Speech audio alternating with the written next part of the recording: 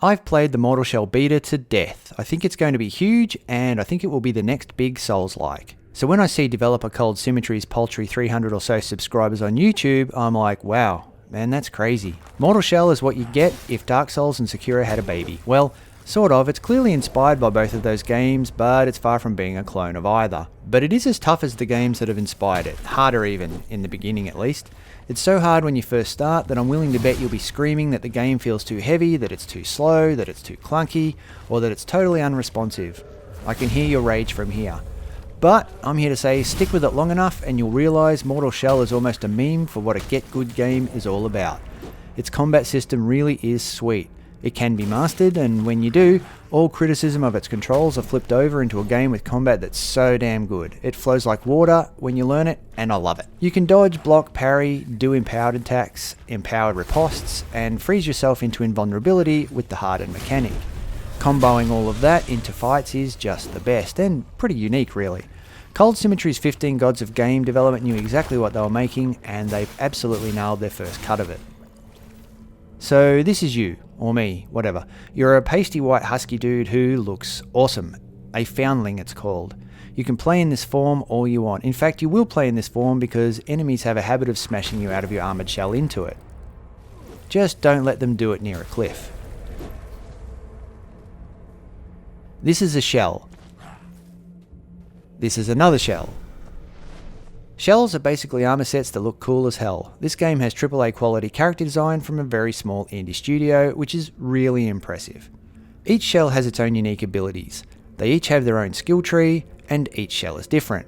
Some are tougher, some are faster, some can do more special empowered attacks, and all have their own skill trees with skill synergies that are very well thought out. There are no random crappy skills just slapped on to fill up the tree here. There are no wasted skills. It makes it worth grinding for the glimpse currency you need to unlock all of each shell's abilities.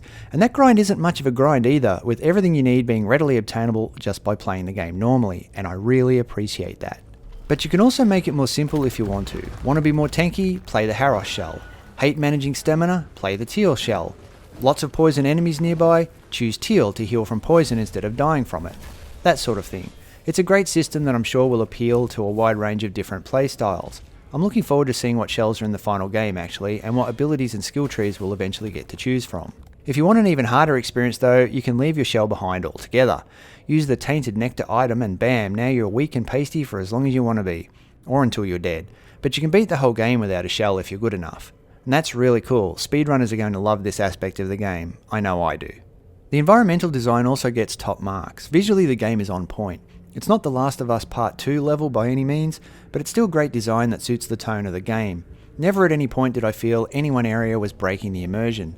Layouts are well designed and easy to understand. I never got lost once, despite the game giving zero guidance on where to go. Environments aren't complicated to a Neo, Dark Souls or The Surge kind of level, but that's fine. This isn't a clone, so don't expect it to be.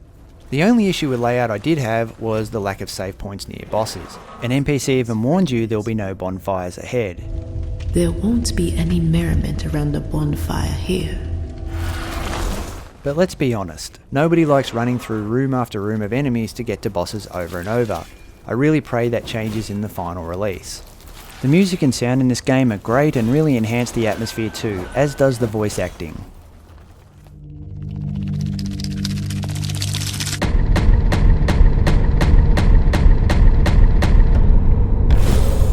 Brigands pointed us toward the temple. Shunned by the devout, their allegiances lie to those who are Fatah, or spirits. They entertain themselves with drunken antics or violent cruelties. They know better than to attack us. But they followed us at a distance, hoping for scraps. Enemy design is really fucking superb. Plenty of enemy variety in the beta. Almost a dozen different enemies in the first two small areas alone, all with enough difference and creativity to keep me interested in fighting them as I progressed step by step. If they can keep that up for the whole game, I'll be blown away to be honest. I also love the way enemies behave. This guy will sometimes just straight up attack you, but in a subsequent playthrough, he didn't. Instead, he just stood there egging me on to go at him because he knew there was a trap on the ground between us. This guy rips swords from his body and hurls them at you, like right into your head. That's so bloody cool. Hurt him enough though and he'll rip his own head off and hurl that at you instead. I mean, come on, how can you not love that enemy design? This guy has a crossbow. I have a hardening mechanic. In the time it takes him to knock another arrow, my hardening cooldown is up and I can just harden up again and tank the arrow. This guy has dual blades for arms and a super cool design. He'll wreck you too if you're not careful, but damn, he's cool. This is a cute little demon frog, and he won't be friends with you. He'll poison you first chance he gets, and if you try to run away from him, he'll just chase you down. He's a real little bastard.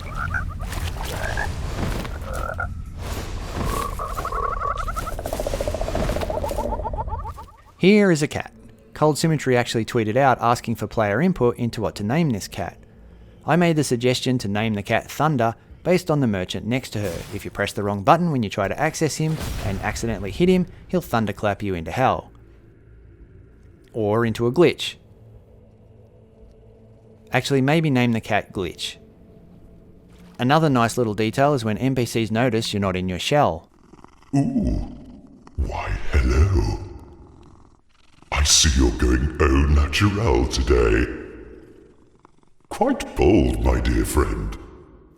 I mentioned hardening before. Hardening is an ability that allows you to tank a hit without taking damage. The game introduces you to this right from the start and it's pretty simple to grasp. You activate it, freeze, then when you're ready, unfreeze to continue whatever you were doing.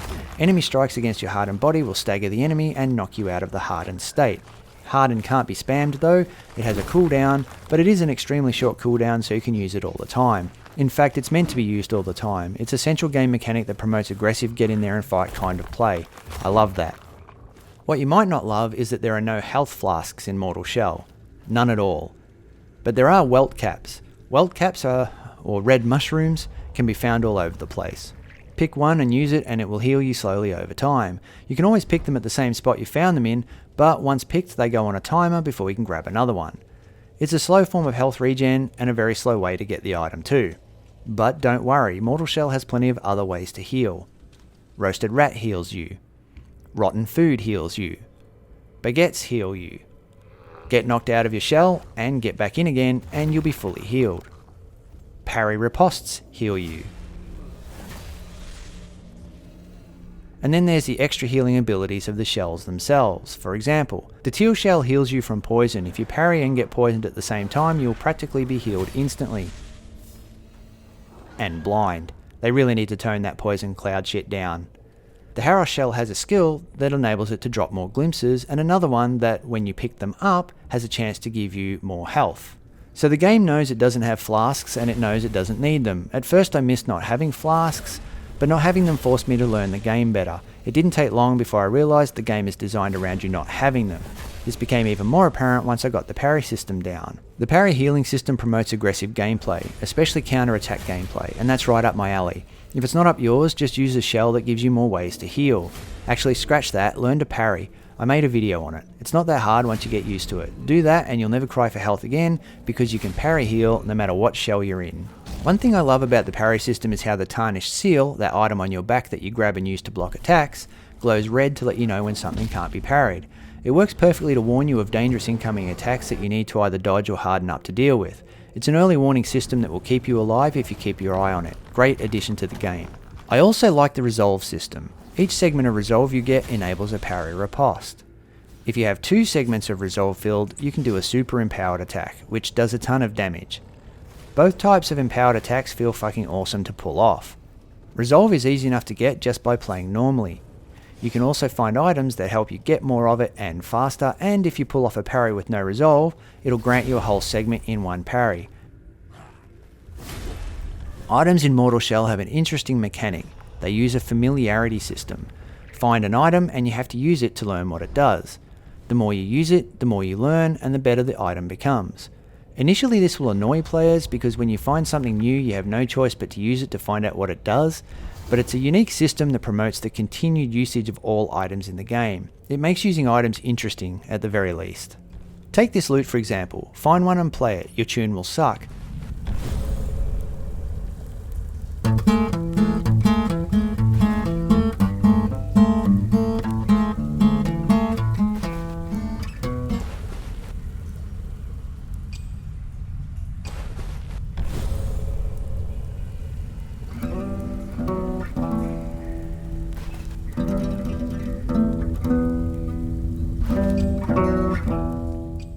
If you play it over and over to get experience, by the time you hit max familiarity, you'll be a loot virtuoso.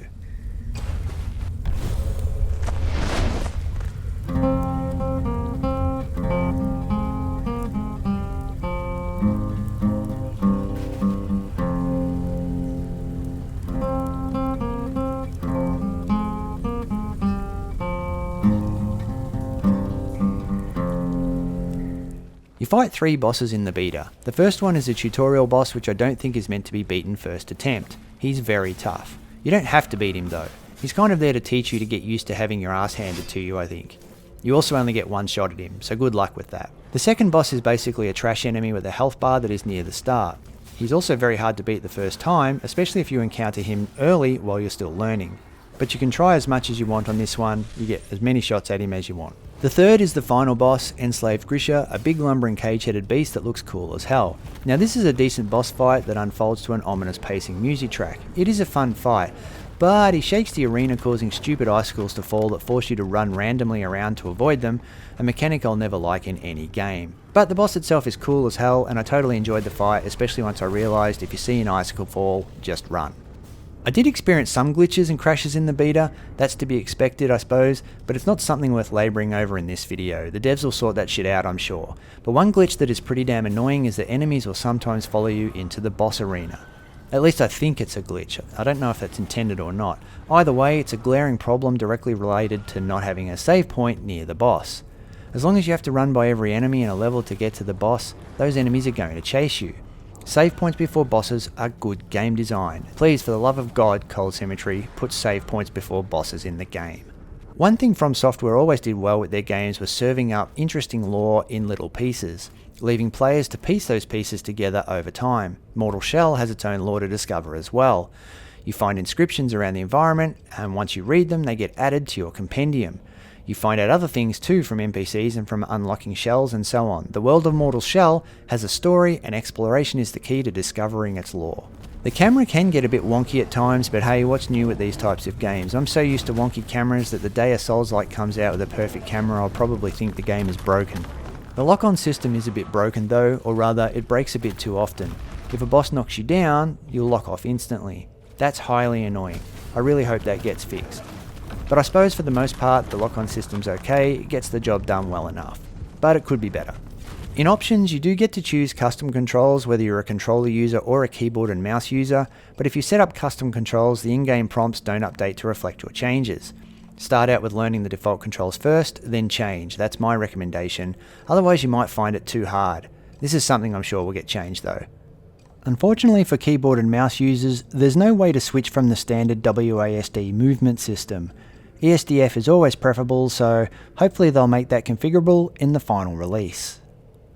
There is also no option to turn off controller vibration. This won't bother many people, but I have painful joints in my hands and controller vibration physically hurts. Most games have the option to turn it off, so I rarely notice. I had to download the Xbox Accessories app just to make it happen for Mortal Shell. This is just a minor gripe and maybe just a beta thing, and it's definitely nothing that can't be solved, but I think if there's one thing The Last of Us 2 showed us, it's that the more accessibility options a game can provide, the better an experience we can all have. Wider accessibility options go a long way to supporting a wider range of players. Please developers, always give an off switch for vibration. There are only 2 weapons in the beta, a sword and a hammer and chisel. You can do attack combos with those weapons, but the range of different attacks are not that complex. They're certainly not on a Neo level if that's what you're looking for. At a very basic level, pretty much anyone can pick this game up and press the weak attack button and the strong attack button, and that'll be enough to kill enemies until you start to learn combos with those button presses. You do only get to carry one weapon at a time though, and you can't switch on the fly. You pick your weapon up and you go with it. Swap it out later if it's not working for you. At this point, I don't know if any shells have special weapon-specific skills that add extra combo abilities or not. For that, we'll have to wait and see. There is an item called an effigy that enables you to swap between shells instantly. Maybe in the final game there'll be one for insta-swapping weapons too.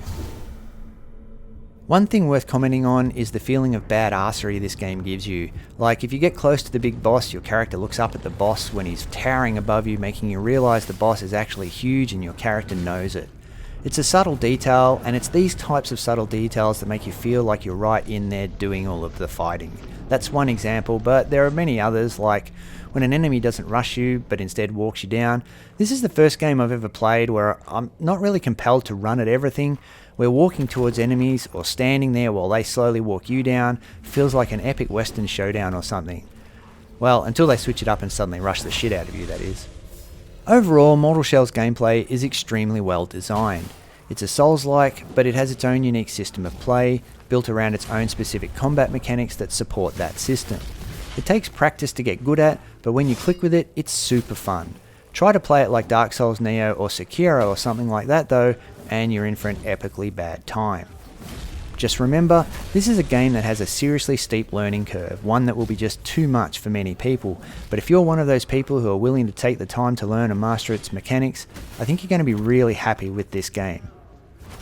Anyway, those are my thoughts on the beta. Mortal Shell looks like being a winner. You can be guaranteed there'll be more Mortal Shell vids on my channel in the future because I already love it. It might even end up being my favourite Souls-like so far. Until all that happens, I'm Fuzzy Barbarian. Have a good one.